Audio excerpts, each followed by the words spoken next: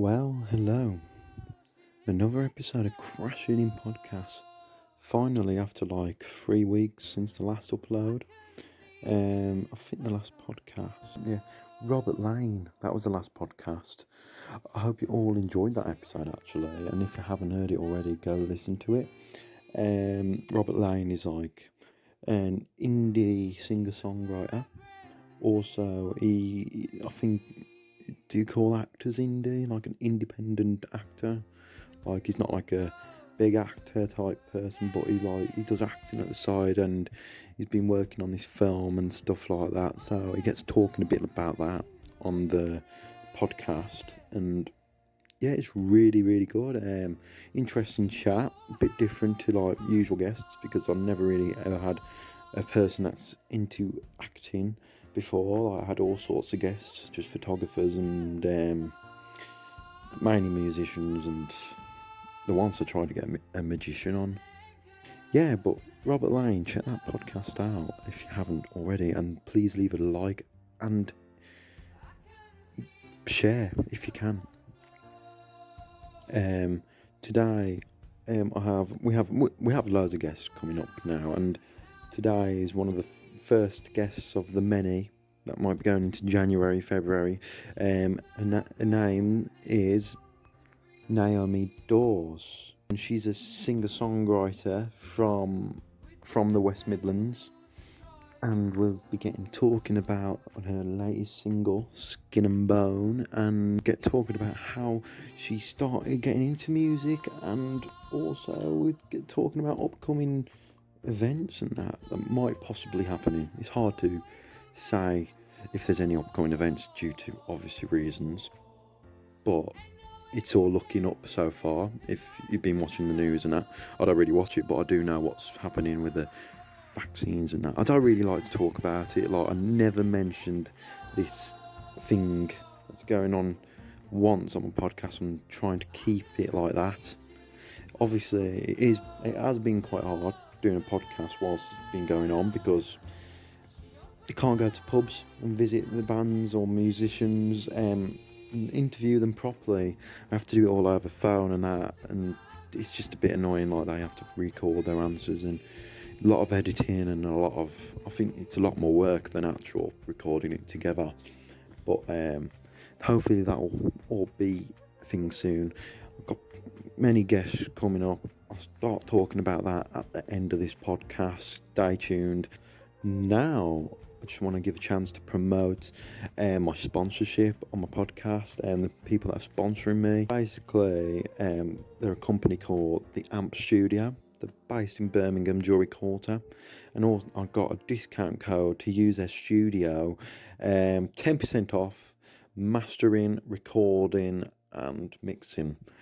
So if that's what you want, the discount code is in the description, and check it out. And the link to their website is on their bio, but the link to their account on Instagram, their socials, is on my bio. So if you could just click on there, then you can click on their links, get on there, and I think you can book an appointment or something like that with the discount code. And yeah, so get down there if you're an artist that's up and coming, or it doesn't matter. It's just in general. I think they have a sale on at the moment.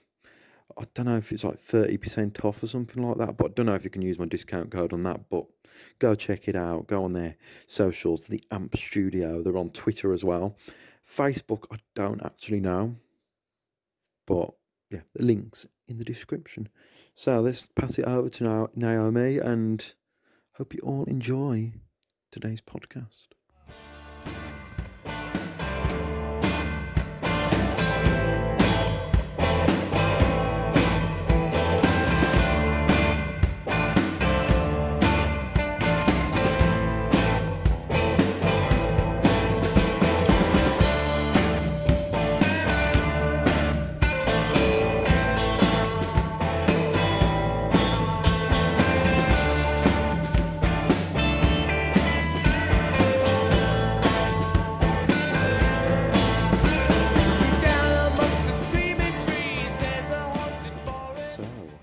you been coping through the pandemic? So I've been doing okay. I've been trying to keep myself afloat. I've been focusing on my mental health. It's probably the lowest I've been mentally for quite a long time. I think with all the restrictions of not being able to go out and see people you love, and I'm not able to go and go and perform live, which is something that's so important to me. It's just, it feels very closed off, and I feel like a recluse, and it's been hard. I know a lot of people have struggled with the same sort of thing. So I just try to be around family and friends, and my partner's been a massive help through all of this. We actually got together at the beginning of lockdown, just before the pandemic started is when we actually met, and we've been a massive support to each other. So having that support's been really helpful, and it's helped me cope really. Have you done much of lockdown? Did you like write any new music or anything like that? So due to my mental health, I've not really been doing much over lockdown. Actually, I take that back. I've been doing a lot of things over lockdown. It's just they're not the things that I'd ideally like to be doing.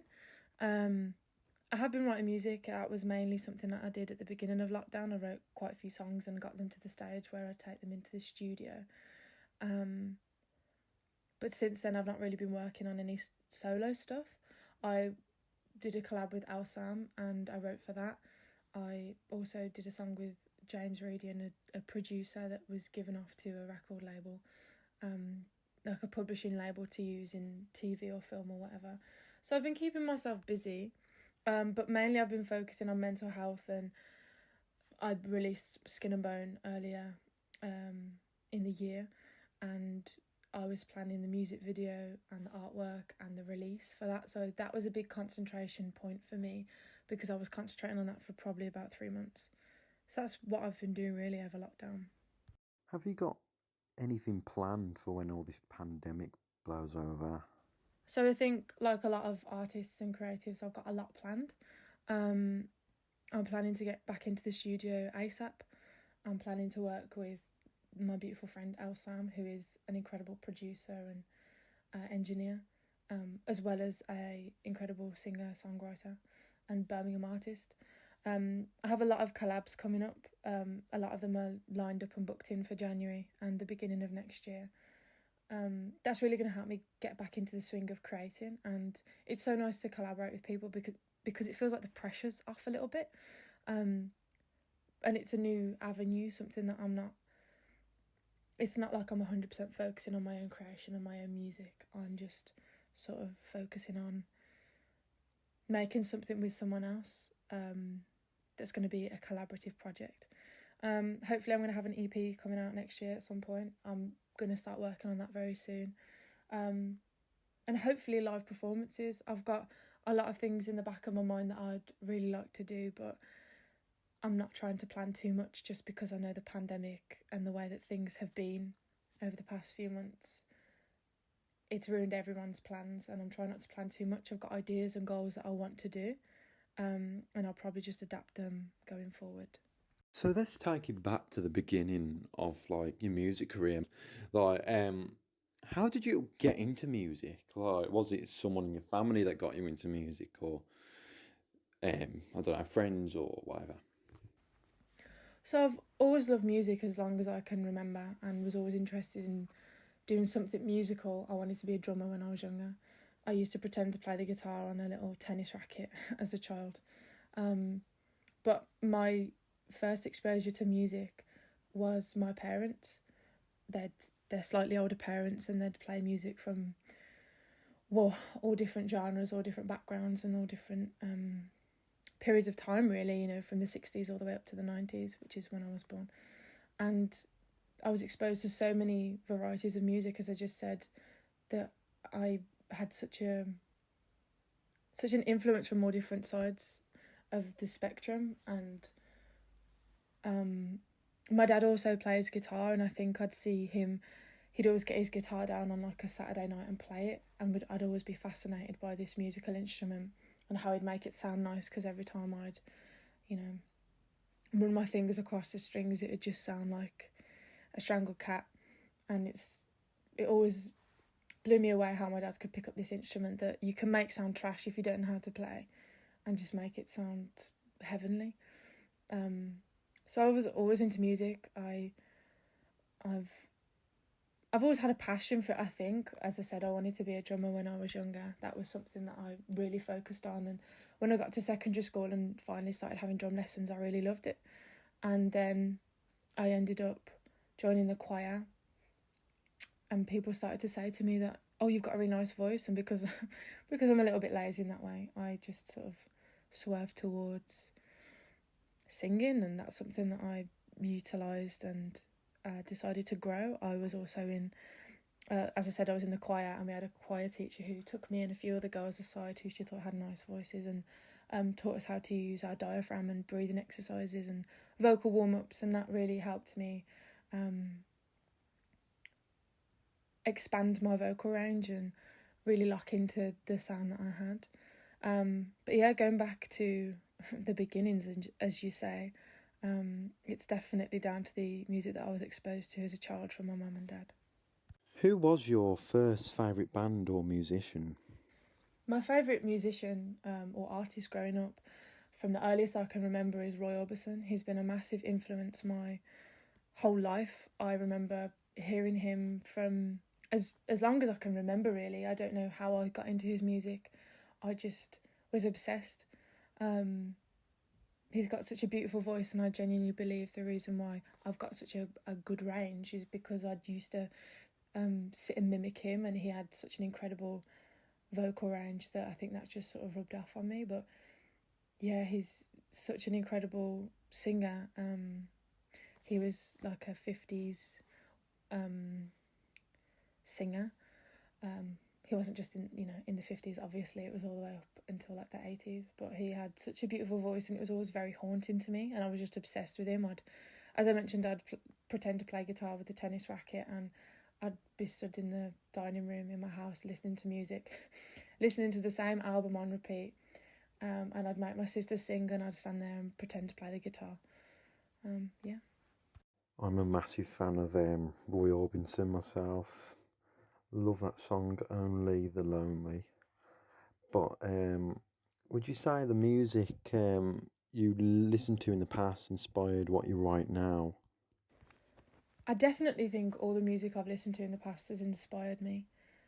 Up until now, I think the things you absorb as a child or a teenager, all through your life really, I think it just becomes part of your repertoire and things that you pick from. I think the more exposure you have to different styles and different types of music, you can really expand the way you sing or what melodies you use. I'm sure that if you broke down my music, you'd find melodies that have been influenced from classical music to rock to indie to pop, just spanning over all different musical backgrounds really. So I definitely think it inspires me. But I get inspired by the newer things, the newer music that I hear now, the lyrics in that, the way that things are written, the way that things are composed really inspire me. I just love hearing something that's new and fresh, and that doesn't necessarily mean that it came out yesterday, just something new and fresh to me. So what motivated you to write your own music and release your own stuff? I remember writing my first song when I was about 10, and it was about my nan's death. That sounds really morbid, but it was just, I think the easiest way that I could express my feelings, and it was called I Miss You. Very creative on it. But it was definitely the gateway to me writing, and then I don't think I really wrote a song until a few years later, sort of in dribs and drabs. But then when I started to listen to Florence and the Machine, that really spurred me on to start writing more. I definitely used songwriting as a form of expression when I was a teenager, to explain how I'd feel about certain boys that I was interested in, or certain situations. I think I used to mimic Florence and the Machine style a lot, but also then I always had a bit of my own stuff coming in quite quickly. When I was about 13, I started writing properly.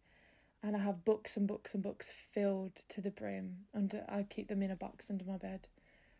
just books upon books upon books of my songwriting and all these different lyrics that I'd write down. So I think it just, I don't know what motivated me. I think it's more something inside you that feels like you have to. It's as an artist, you kind of feel like you have to create, you have to sing or play or whatever it is. As a painter, you'd have to paint. I think it's just something inside you that you have to do. But it's a great way of expression, and I think that's why everyone tends to start to write, to process things, to understand things, to document things. I think that's where the motivation comes from, really. Have you always been a solo musician, or have you been in anything like bands and that in the past? No, I haven't always been solo, actually. When I was 16, I went to a college and I did a music course, and I found a guitarist there. Well, she was more like a bass player, but she'd play guitar for us. And we had a little band, and I was sort of in and out of loads of different bands in loads of different, setups of the band. I was always the singer. I worked with lots of different people as a duo. I worked with that girl. I worked in different bands. I've tried with different other people to be like a singer and pianist. I'd have my lovely friend Rosanna, who I still talk to and I'm still firm friends with. She'd play piano for me at different shows. And over time, I just got sick of people letting me down. Rosanna never let me down, thankfully. That's why we're still friends. But the girl I went to college with definitely let me down, and a lot of people that I was trying to start bands with let me down. Wouldn't turn up to rehearsals, or they'd be late, or they'd make excuses of why they couldn't perform. And I just got sick of having to rely on other people, so I started to make my own backing tracks and perform by myself. And, my first couple shows, they weren't the best. Backing tracks were very rough and ready, but it put me in a place where I realised that I didn't have to rely on other people to perform. So that's when I went solo, and I've stayed that way, really. I've had a couple of guitarists along the way. Well, yeah, last year I had, I think, one guitarist who once again messed me about. So I dropped it again. I like being a solo artist. I like the fact that I can turn up to shows and rock up with my memory stick and plug it in and perform. I don't have to rely on anyone apart from myself. So yeah, but I've been in all sorts of bands. I was in a band called Mercury Sky, and you can find them on Spotify, sorry. You can find us on SoundCloud if you really wanted to. I wouldn't recommend it, but you can if you want. Let's talk about your latest track, Skin and Bone. It was released on the 8th of October. And what was the response like to the track when you released it? What was the response of the audience, the listeners? And what was it like recording? Sierra released Skin and Bone on the 8th of October, and it's had an incredible response. It's had the most streams, the most plays. It's just been absolutely crazy, the response. And people are saying it's their favourite song. Loads of females are coming to me in messages and saying that they feel empowered when they hear it and that they feel sexy, which is exactly what I wanted from the track. The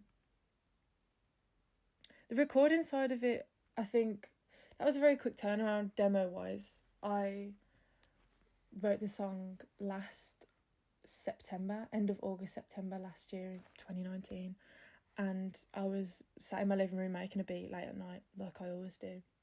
And I found this chord progression. I built a song around it and I was like, oh, this really bangs. And then I sort of had some lyrics that I'd set aside, hadn't really done anything with. And what I tend to do is when I make a beat, I might look through some lyrics and see if they fit. And so I found, I think it was the chorus, and started singing it. And I was like, oh, okay, we've got like the hook. And then pretty much straight away I wrote all the verses and the bridge and the breakdowns and everything. And it just came together really quickly. The next day I set up my microphone in my bedroom, which is where I record everything. And I just did some vocal takes on it, and I was so pumped. I just knew this song was like a step towards the evolution that I wanted in my sound. And I was just so excited straight away. As soon as I heard the track, I'd done some vocal takes, put some harmonies on, did a bit of backing, and even with its bare bones sounding the way it did, it just sounded sick. So it was a really nice process recording it. Then I took it to the beautiful Casey Orange, Reese from Ammp Studios, and we worked on it and enhanced it. And that's why I've started taking my music to engineers, because I have a vision for my music, but technically I don't have the skill yet to push it to where I want it to be. So I sit with a producer and they take it to exactly where I want it to be. And Casey Orange, Reese is just absolutely incredible, and we get on really well, and it's so nice to get on with people you work with. It feels very natural in the studio, and it's like he reads my mind. He knows exactly what I want and where I want it. And so that process was very fun for me. We finished up, I think, the beginning of the year, just before lockdown. Yeah, it's very nostalgic when I think back to the whole process of recording the track. Can you talk a bit more into depth about the single Skin and Bone? So the song was written about an experience I'd had in the summer in 2019. The main chorus was written about that.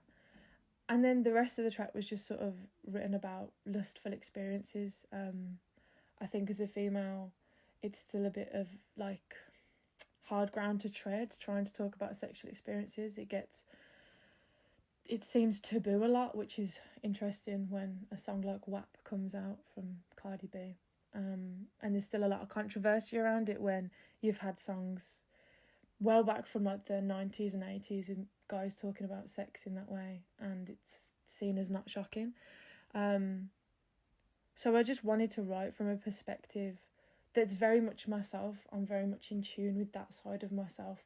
I think it's important to talk about your sexual experiences as a female, because they're not always positive ones, and I kind of wanted to celebrate a lustful experience that I'd had that I felt comfortable with, because as females you can sort of reel off a number of situations where you've not felt good about a situation that has arisen or a sexual experience that has been trash. So it's just sort of like a celebration really of lustful feelings as a female, and not to be ashamed of that. And then the music video kind of reflects that. I wanted it to be quite lustful but also body positive, and I always like to show a lot of self-love and appreciation, because I feel like anyone who sees that, it can rub off onto them, and they can start to see themselves in a different way, in a more positive light.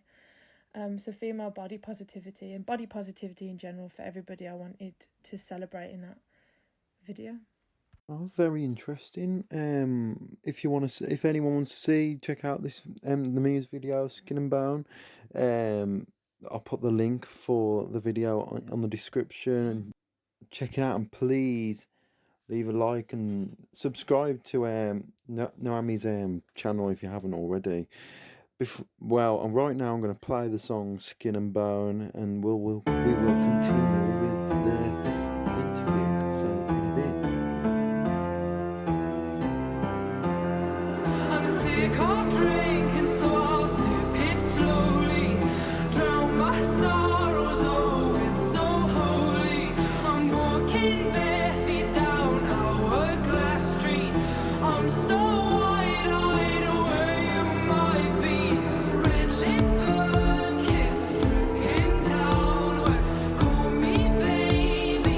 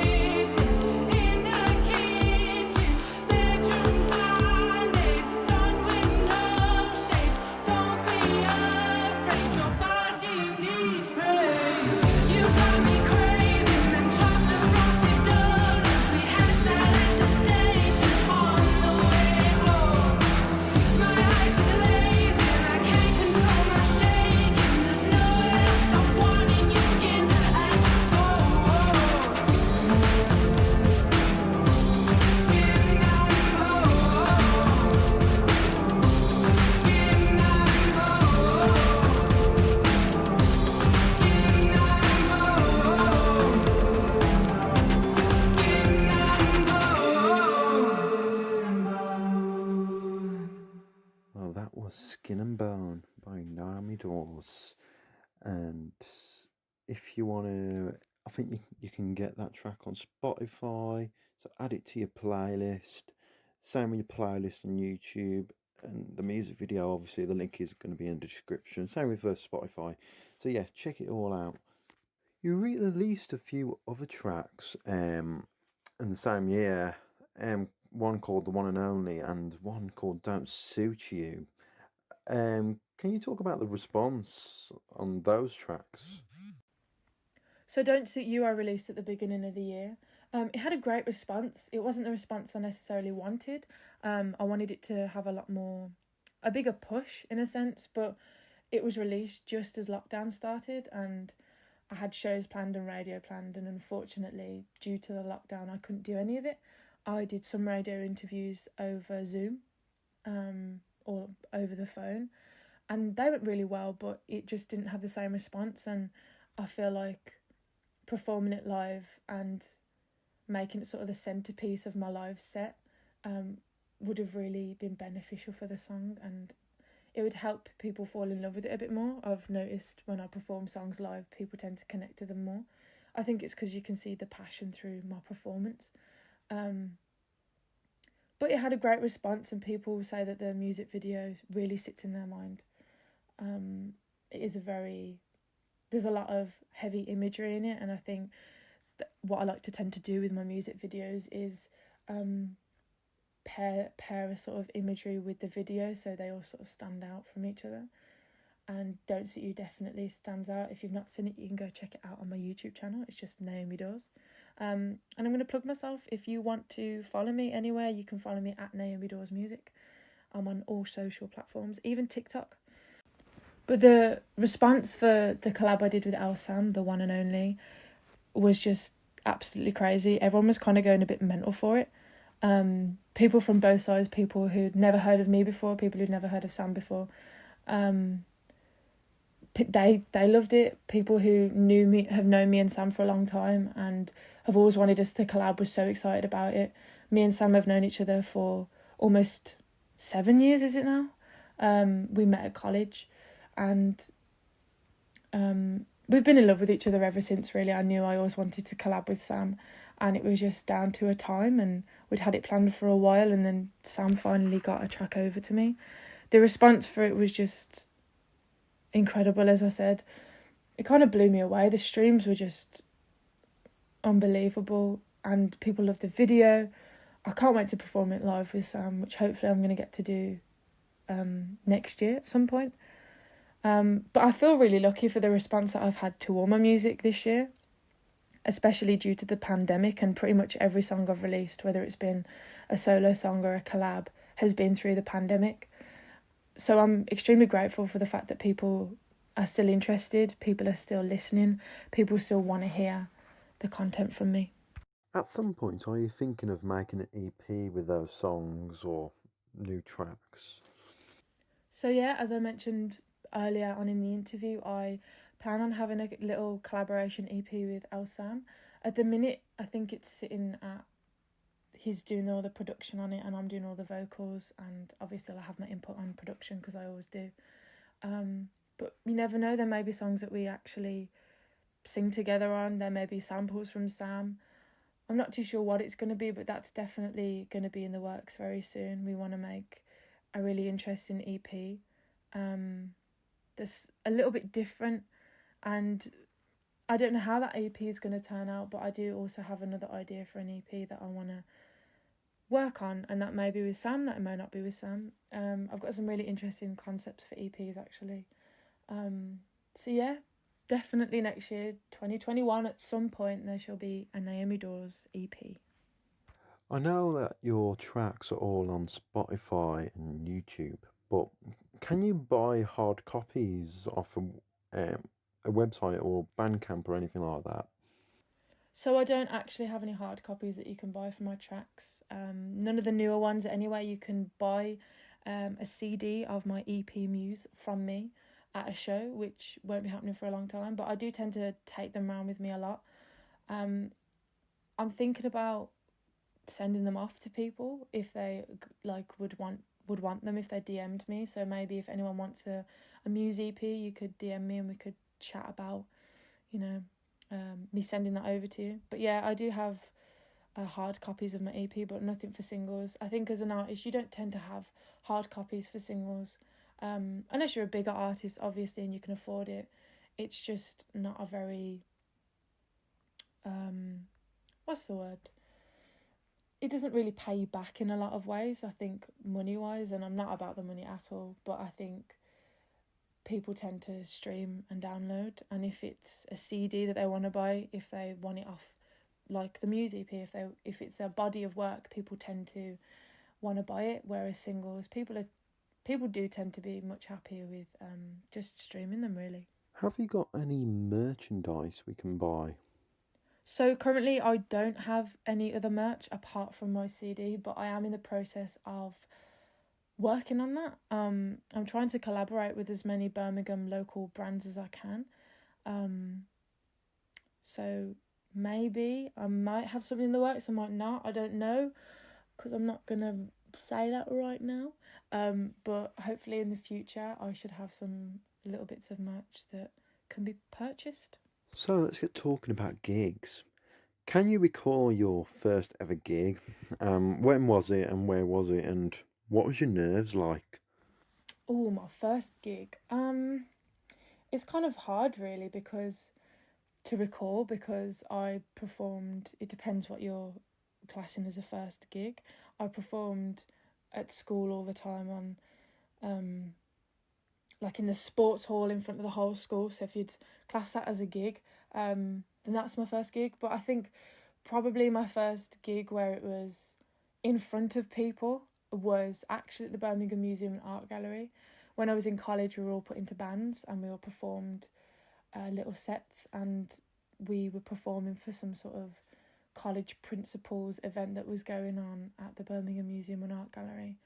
And I was 16. It was December when I was 16. Wow, that must be a long time ago now. I'm 23 now, so you can do the maths. And yeah, we performed in front of all these different head teachers, and it was a beautiful venue to perform at. The acoustics were incredible, and I was just met with beautiful artwork that I was zoning into whilst performing.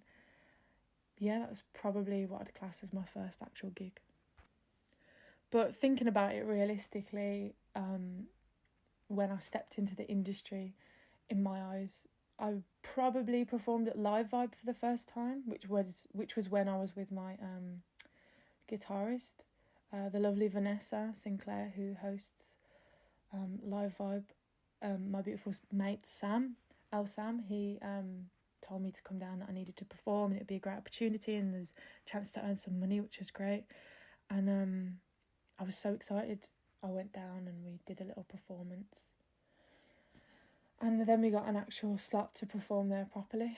And we earned a bit of money, which was really nice. What were my nerves like? I think my nerves have always been a bit the same. I just get very shaky before I perform.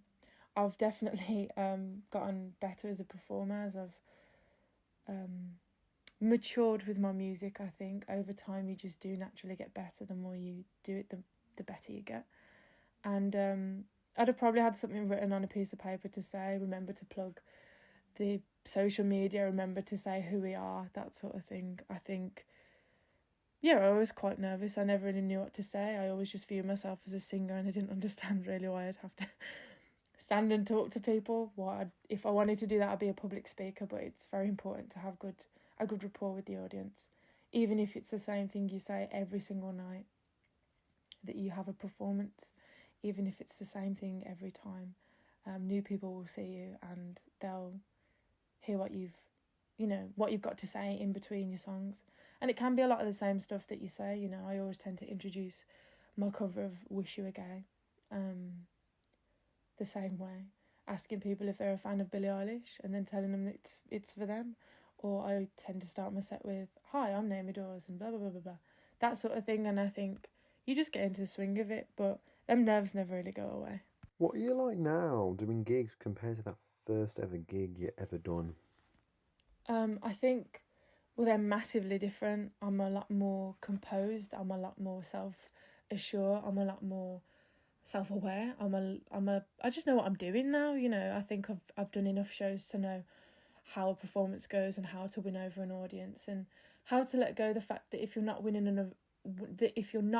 over an audience, that just perform, take it back to you. If these people aren't zoning into you, then that just is what it is. You're not going to get up and walk off stage. You've got to just perform and sort of block everyone else out. I think a lot of the time I've had great responses to my performances. I've never really had bad audiences, really. I think I've only done a couple of performances where I think that the music's not been fitting for the event.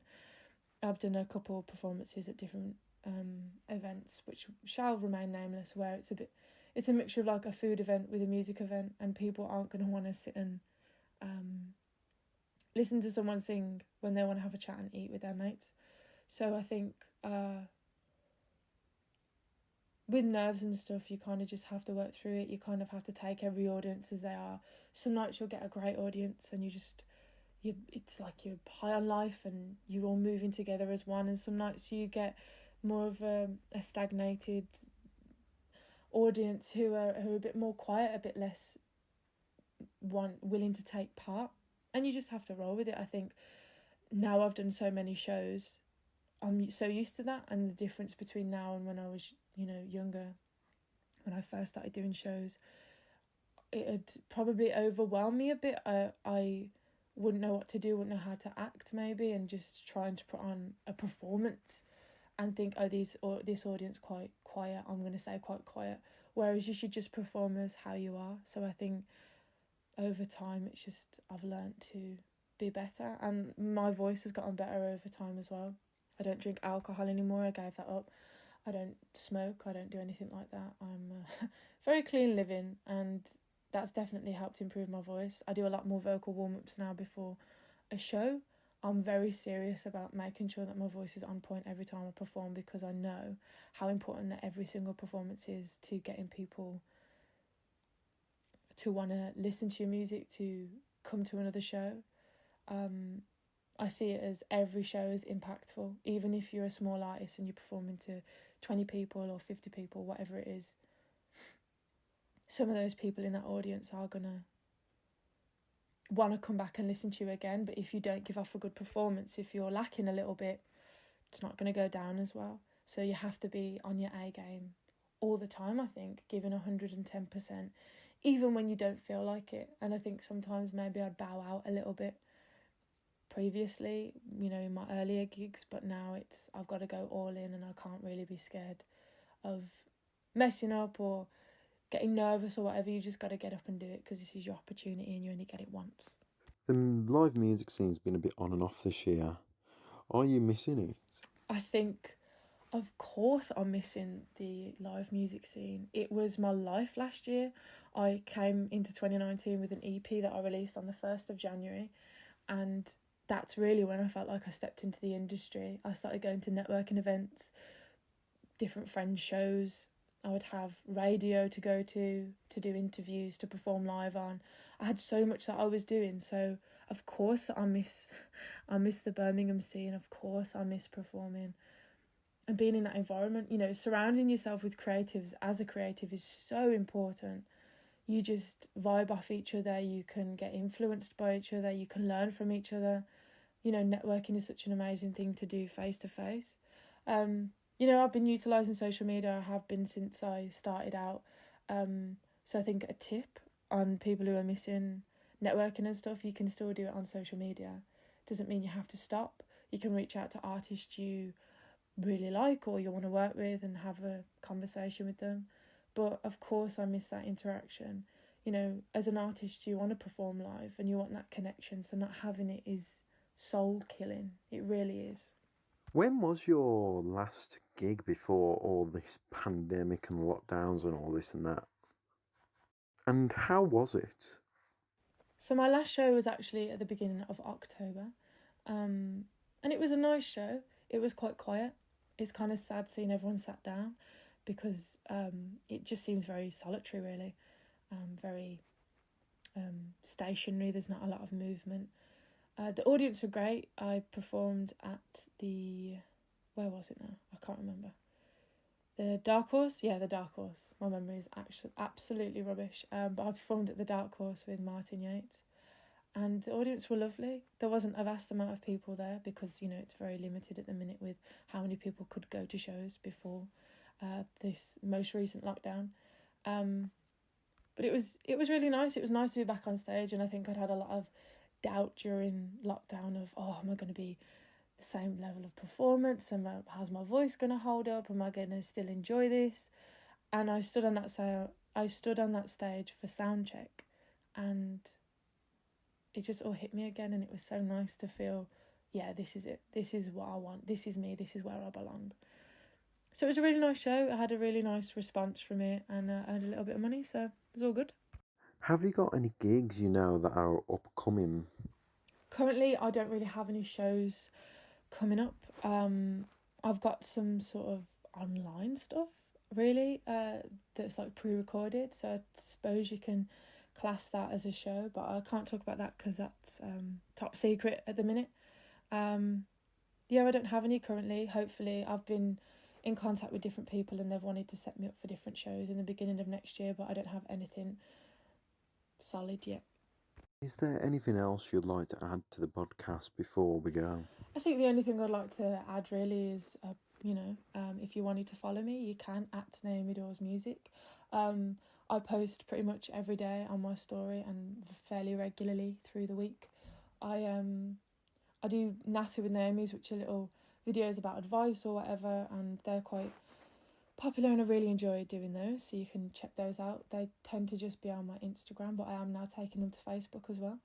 I'm always giving out advice, and if you need any music help or any life help in general, follow me, DM me, and we can have a little chat. That's what I tend to like to do. I like to use my platform as a networking platform, and to build a safe place for people to create together, to interact together, to come for advice if they need it. I tend to go live on a Friday, as that's something I started since this recent lockdown. So I go live on Friday nights between 6 and 9.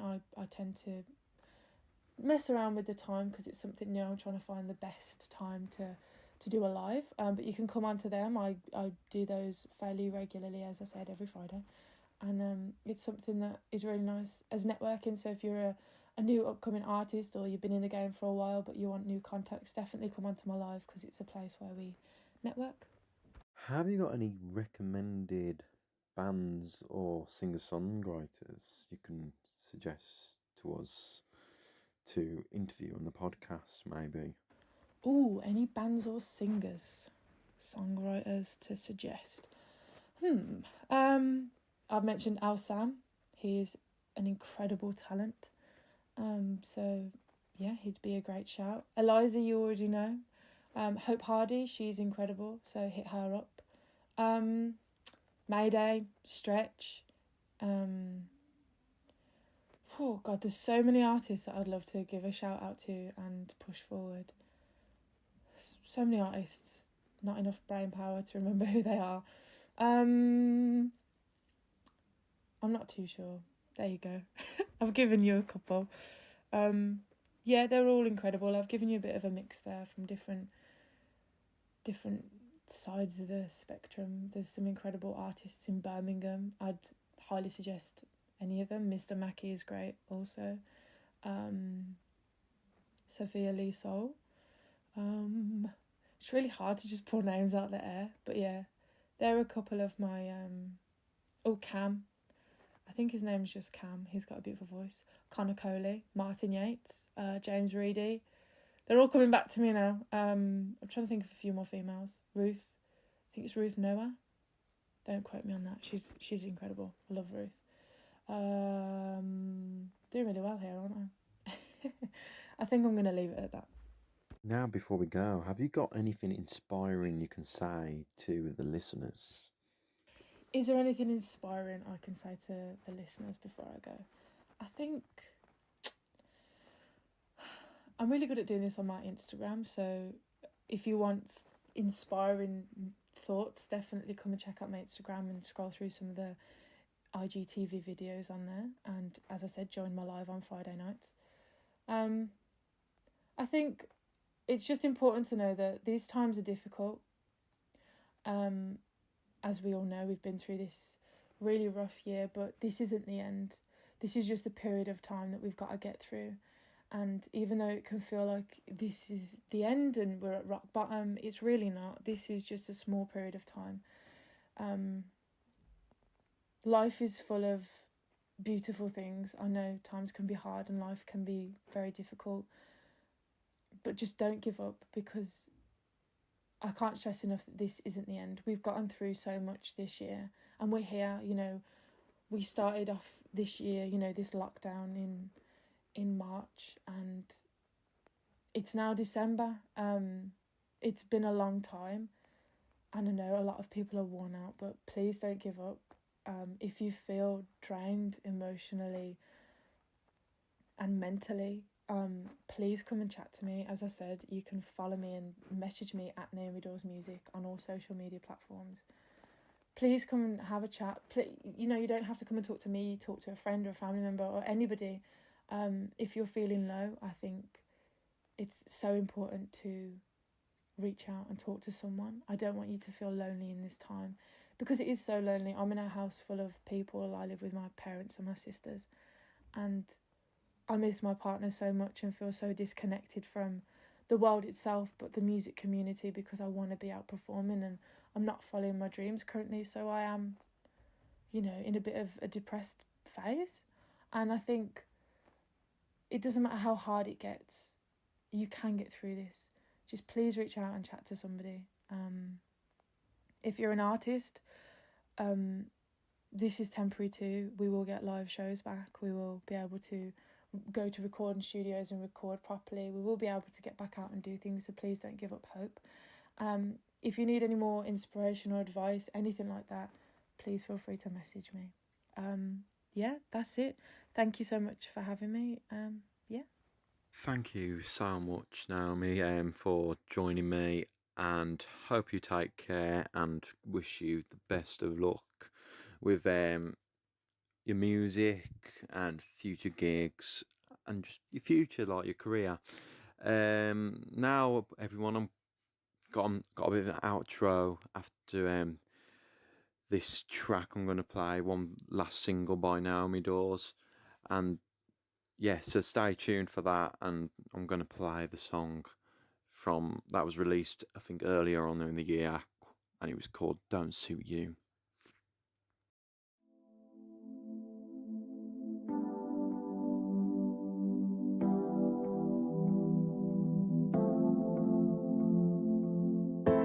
You hold my arm so tightly, look at me, so inviting.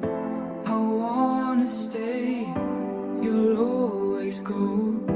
I don't know how to keep up the show. You say it's yours when I'm a local. I love so hard, I know so vocal. Stay, you'll always go. I don't know how to keep up the show. And you expect me to just leave without it, when I wanna climb on every rooftop and shout it. You can pretend that it isn't true. We can do it, but this local thing don't suit you.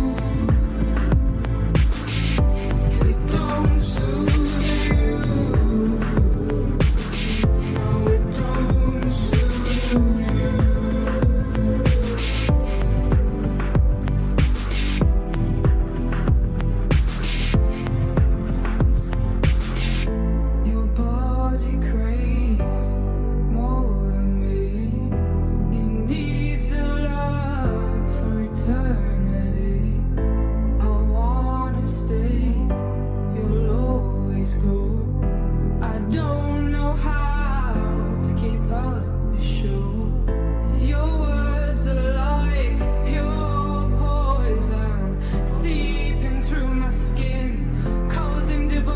ocean. I wanna stay, you'll always go. I don't know how to keep up the show. And you expect me to just leave without it. When I wanna climb on every rooftop and shout it. You can pretend that it isn't true. We can do it, but this local thing don't suit you. It don't suit you. No, it don't suit you.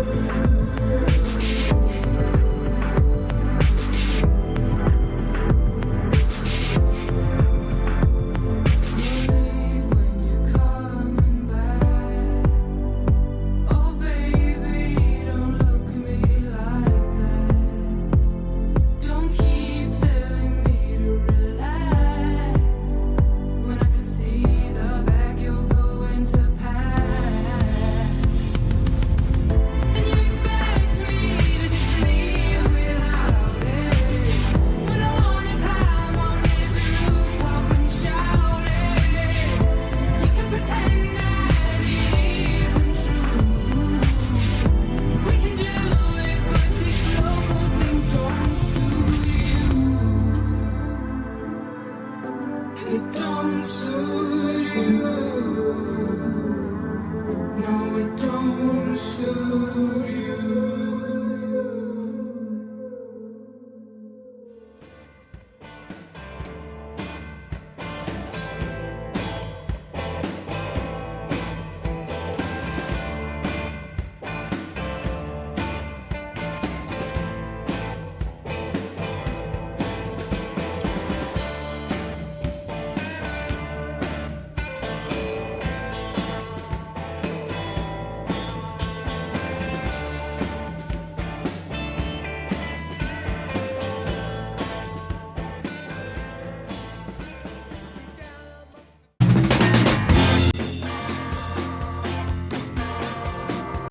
Well, that was Naomi Dawes. Thank you very, very much again for joining me. And I hope you all enjoyed today's episode. It was brilliant. It was really cool out. There's a lot of mental health awareness as well in it. And it is one of those things you need to point out, especially at these times, because if I have to be honest, I've been feeling quite the same. I'm sure lots of people have been feeling quite the same, loneliness and that. They just feel like it is shit, like this whole lockdown. Well, the lockdown's over. Maybe the worst of it is over, like the lockdown and all that bollocks. Like we're all okay now. Like we can go to non-essential shops and that. Like I'm back in the record shop, so at the moment my mental health has been a bit more better compared to like it was, the way it was. I still have my moments, if I have to be honest, but like I feel so much better, like especially with somewhat like if you suffer from mental health even before this lockdown, I can't imagine how hard it's been for you, because like it's just tough. And yeah, it's one of those things, like if you need someone to talk to, again, talk to Naomi. You can talk to her, talk to me, because I swear I'm going through the same thing. I'm sure loads of us are. I'm sure loads of people that haven't even had mental health, like depression, anxiety, and that people that haven't had it. I'm sure a lot of people have developed it over due to all this horribleness that's been going on in this world. And yes, and I'm so glad she pointed it out. It's just one of those things, like it's one of those things. It's quite a sensitive subject, and it's one of those things you don't know whether to talk about. And that is, especially when you suffer from it yourself, and it is quite hard to talk about. But when you know people are in the same boat as you, you feel more comfortable talking about it. So yeah, thank you very much, Naomi, for talking about that and talking about everything, like a music career, your latest track, Skin and Bones. It was brilliant listen, and hope you take care. And also, all of you, take care. We might be out of this. Well, I don't want to jinx it, I feel like I'm going to jinx it. I'm not going to mention it anymore in case I jinx it. Alright, and let's say no more. Take care, man. Stay safe. And stay tuned for future podcasts. A band called Estate will be joining me. A band called Silver Lines joining me. And I'll have a Christmas special coming up with the brilliant Alex Owen. Another female musician will be joining me, Chloe Mogg. And another female band that will be joining me called Mary's Dream. It might be in a while. I think I'm going to wait till they do a gig to chat to them. They're a band from Lincoln and they're brilliant. They legit just released a new track and it's absolutely amazing. So check it out, people. Take care, everyone. Please like and subscribe and share to your friends and family and share to people who are just pure music lovers.